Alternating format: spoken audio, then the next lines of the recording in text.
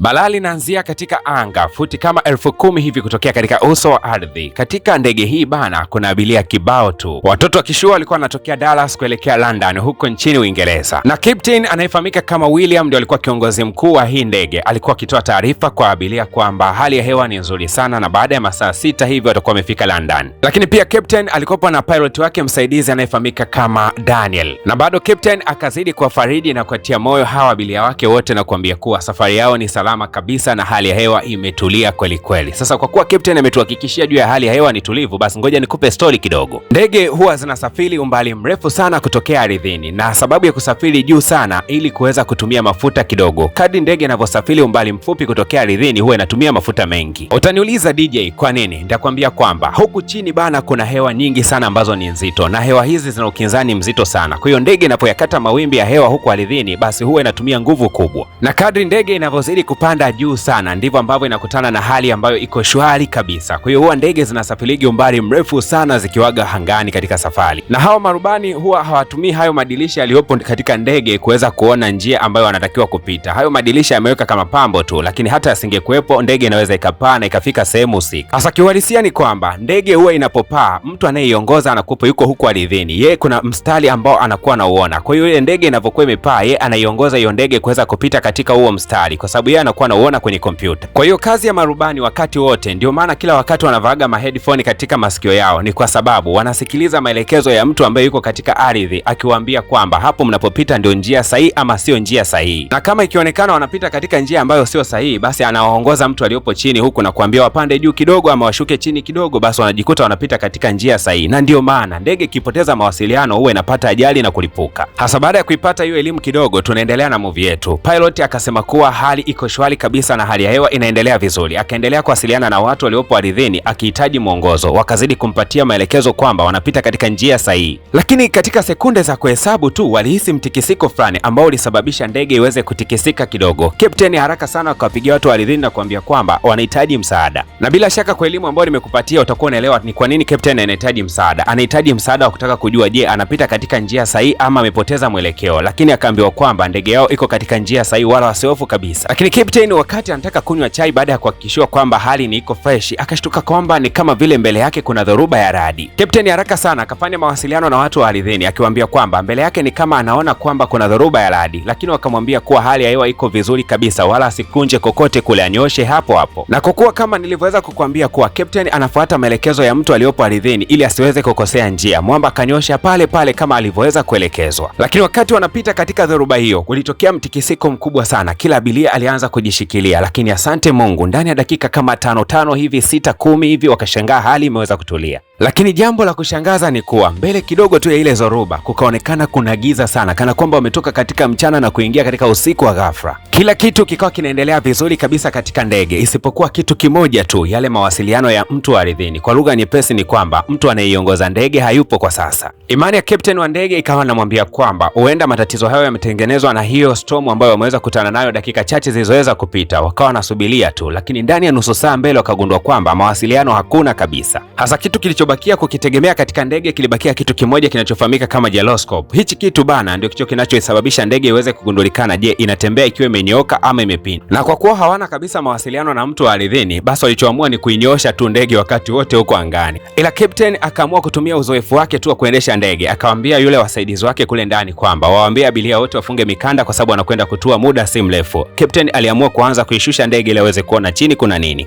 Hasa ile ndege ilipoweza kupinda tu kwa kutumia haya madirisha ya mbele kabisa katika kioo cha ndege, walikuja kugundua kuna ndege nyingi sana za vita, tena zilikuwa zikipigana katika mfumo wa zamani sana. Yaani walishangazwa kuona kwamba ndege ambazo zinaonekanika hapo chini ni ndege za muundo wa zamani sana, miaka 1880 na kitu huko. Abiria wote katika ndege na wenyewe kwa sababu wana madirisha yao waliweza kushtuka kana kwamba ni kama kuna ndege ambazo zilikuwa zinalipuliwa kando yao. Wakaanza kujiuliza, mbona utafikiri kuna vita? Rubani msaidizi akamwambia huyu captain kwamba ndege fulani hivi za kivita zimeanza kuwazunguka kana kwamba wanataka kushambuliwa. Captain hakuwa na namna yoyote ile zaidi ya kuzidi kuinyanyua ndege kuelekea juu sana. Namna ambavyo ndege ilikuwa ikipanda kuelekea angani mpaka abiria wenyewe akaanza kushtuka. Mbona hii safari utafikiri tunaelekea mbinguni hivi? Jamani, nini kinachoendelea? Wahudumu wakazidi kuwatuliza na kuambia kuwa tunaendelea vizuri tu, mawasiliano yote yako sawa. Na kukumbusha kwamba mpaka kufikia dakika hii hakuna mawasiliano yoyote yale ambayo captain ameweza kuyapata kutokea ardhini. Kwa hiyo anaiendesha ndege kwa uwezo wake tu binafsi. Akaamua tu kusema kwamba anataka tuishushe ndege ardhini. Lakini rubani Daniel akasema hapana, tutakuwa tumefanya jambo baya zaidi. Ni kama huko chini kuna vita. Lakini captain akamwambia kuwa hata kama tukikimbia vita, hujui kwamba ndege imeweza kuisha mafuta. Mwamba Daniel aliposikia habari ya kwamba ndege imeisha mafuta, basi akaamua kuridhia kwamba ndege iweze kushushwa katika mitaa hiyo. Lakini kinachomshangaza Daniel ni kwamba hakuna taarifa yoyote kana kwamba kuna nchi inayopigana vita kwa wakati huo. Sasa inakuwaje hii vita inapigwa tena kwenye njia ambazo ndege zao zinapita na hakukuwa na taarifa yoyote ya vita wala chokochoko? Lakini miongoni mwa hawa abiria ambao walikuwepo humu ndani katika ndege, mmojawapo alikuwa anafahamika kama Ben na mwingine alikuwa ni Tobal. Hawa jamaa ni walimu na watafiti wa masuala ya kihistoria. Walipokuwa wakitazama zile ndege zinazopigana vita huku nje, walikuja kugundua kwamba hizi ni ndege ambazo zilipigana vita katika vita ya pili ya dunia. Haraka sana miamba wakakubaliana kwenda kuwapa taarifa hawa makapteni. Moja kwa moja wakaingia katika chumba cha asili cha makapteni huko na kwenda kuwapa taarifa kwamba hizo ndege walizokuwa wakiziona ni za mwaka 1945. Captain William kusikia habari hizo kwanza alichanganyikiwa mpaka akasimama akaiacha ndege katika mfumo unaoitwa autopilot, yani mfumo ambao ndege inajiongoza yenyewe. Akauliza wa miamba, hivi nyewe mmechanganyikiwa? Alafu na nyewe wahudumu mnaruhusuje watu machizi kama hawa kuja katika vyumba kama hivi? Hao jamaa wakasema kuwa ni kama tumesafiri kurudi nyuma ya miaka mpaka dakika hii tuko katika mwaka 1945 bila shaka yoyote, kwa sababu hata majengo yanaonekana huko chini ni ya mfumo huo. Captain akiwa amechanganyikiwa akawaambia hawa watu wa historia kwamba hivi mnajua masuala mnayoyafanya anaweza kutupelekea tukapata ajali, kwa sababu mpaka dakika hii mimi ndege nimeiacha hapo inaenda kupoteza mwelekeo. Haya, ongeeni ukweli. Miamba akasema kwamba mmepoteza mawasiliano kwa sababu mfumo ambao ndege unatumia kufanya mawasiliano ni mfumo wa kisasa na wao walikuwa wanatumia mifumo ya zamani, kwa hiyo haiingiliani kabisa. Na wakasema kwamba hizo ndege zote ambazo zinashambulia huko chini haziwezi zikawashambulia nyie, kwa sababu katika kipindi hicho cha vita ndege zilizokuwa zinatokea Ufaransa zilikuwa hazipaswi kushambuliwa. Lakini kaka captain aliwaelewa sasa, akamwambia hawa bana wapumbavu wanaongea habari gani hizo? Hebu ache kawapeleke huko katika siti zao waweze kutulia, watumie dawa zao za akili. Mwamba captain akazidi kuishusha ndege zaidi na zaidi. Lengo lake ni moja tu, kushusha ndege zaidi kunaweza kusababisha mkaweza kupata mawasiliano hata ya kubahatisha tu. Lakini ikasikika sauti kwa mbali ikisema tunaweza